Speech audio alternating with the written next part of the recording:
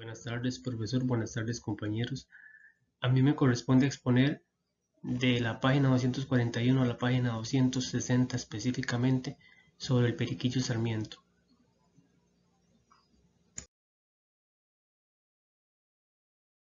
Exposición, el cual incluye un autor, una sinopsis, el objetivo, los personajes, que identifique 6 específicamente, considerando los más importantes o los más influyentes, un resumen, también antivalores, que hay varios por ahí, valores, figuras literarias, tipo de lenguaje, el narrador, muy importante, y por supuesto la enseñanza, que para mí me dejó el haber hecho esta exposición.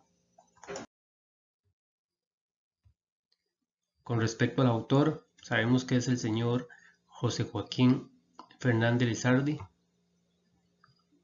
La sinopsis cuenta la historia de un hombre sin valores, sin principios, inmerso en una sociedad corrupta, donde hasta las máximas autoridades colaboraban para que él hiciera sus fechorías, eran cómplices, por decirlo así. Una persona que creció fuera del alcance de la educación de sus padres, porque era dejado con niñeras, como decimos hoy en día, con personas como las tías, con la abuela. Entonces él siempre quiso hacer lo que le dio la gana, por decirlo de esta manera. Si quería algo se lo tenían que cumplir, entonces se fue involucrando con personas que lo que hacían era corromperlo más, hasta llegar al punto de hacerle daño a personas que no tenían nada que ver.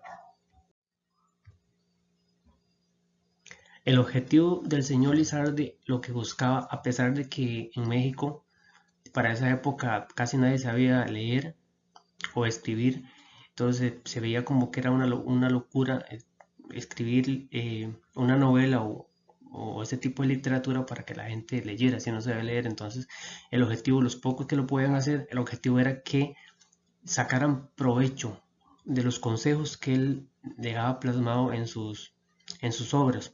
Y eso es lo que realmente el señor Lizardi buscaba con la creación de esta obra. Bueno, con respecto a los personajes, tuve la oportunidad de extraer 6 personajes: el subdelegado, que era como la máxima autoridad del pueblo, Periquillo Sarmiento, ¿verdad?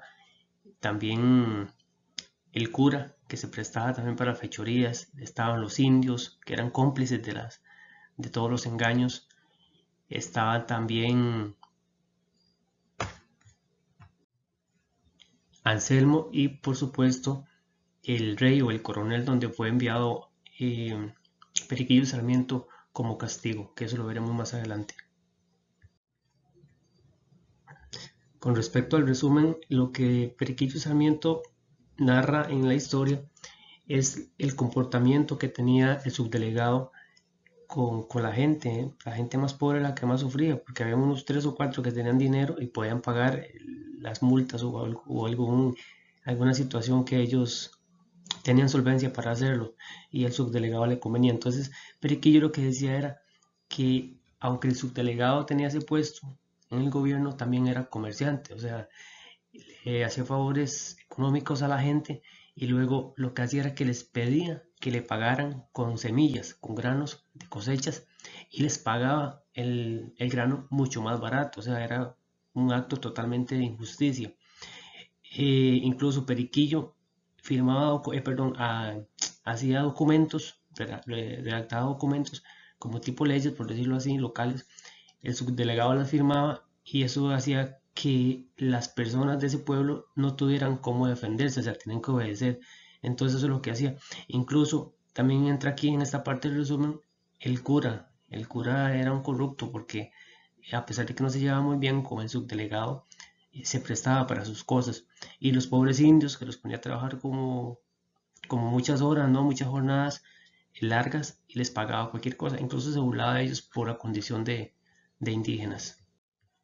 Y llegó un día que la gente se cansó de tanto maltrato, y crearon un documento para demandar las conductas irreprochables del subdelegado, y se le llevó a investigación por los altos mandos, y el subdelegado lo que dijo, se desmintió completamente y dijo que esos documentos que los había firmado por él confiaba en su ayudante, en este caso Periquillo Sarmiento.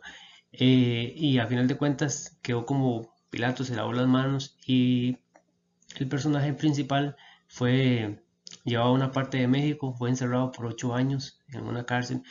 Luego se le pidió que el coronel le pidió que colaborara con él en la milicia, en el ejército, como militar. Obviamente no le gustaba el puesto que le habían dado, pero tenía que hacerlo así.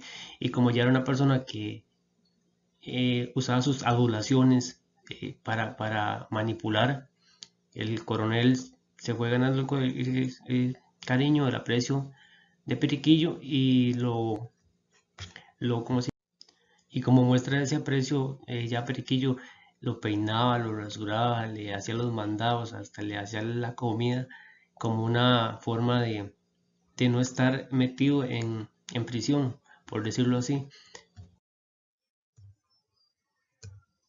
Con respecto a los valores, identifiqué la empatía, básicamente la que tuvo el coronel con Periquillo Sarmiento al final, de dar a entender que tenemos que darnos con los demás, que tenemos que ayudar a los demás y no pensar solamente en nosotros. Antivalores, la corrupción, por ejemplo, la mentira, la deshonestidad y la hipocresía. Figuras literarias, personificación, ahí tenemos el ejemplo, el hermoso edificio de las virtudes, le estamos dando cualidades humanas a algo que no lo posee, llámese una planta, un animal, y el otro ejemplo sería maldito aguacero, estamos calificando al aguacero con algo que no posee.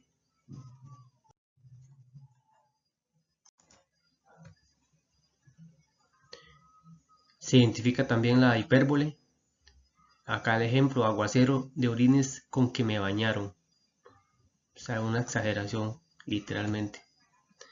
Tipo de lenguaje encontrado para mí es el coloquial, ya que indica una forma muy práctica de comunicarse entre los personajes, todos se pueden entender lo que, lo que se decían, ¿verdad? El ejemplo, me plantaron mi par de grillos, me montaron sobre un macho aparejado. O sea, está dando a entender con un lenguaje coloquial sencillo que a lo que él está pasando en ese tipo de narrador omnisciente, según lo que pude entender, ya que en primer lugar narra los hechos en tercera persona, está anuente, sabe lo que va a pasar, conoce las actitudes que van a tener los personajes, entonces por ende es omnisciente. Tenemos el ejemplo, ellos eran usureros, monopolistas, ladrones y consumidores de la sustancia de los pobres del pueblo. O sea, cabalmente sabían lo que eran capaces de hacer estas personas. Y como todo nos deja una enseñanza, se le puede dar un enfoque positivo a la lectura de estos textos, que al final Periquillo entiende que no es bueno andar haciendo fechorías, mintiendo, corrompiéndose con otras personas, porque al final de cuentas vamos a tener resultados muy malos. Y veamos el caso de que fue encerrado durante 8 años. Entonces, la nota positiva de esto es que él entendió que si no se metiera en tantos enredos, no tendría por qué estar pasando esas situaciones. Entonces, básicamente esa es mi exposición. Muchísimas gracias y que pasen buenas tardes.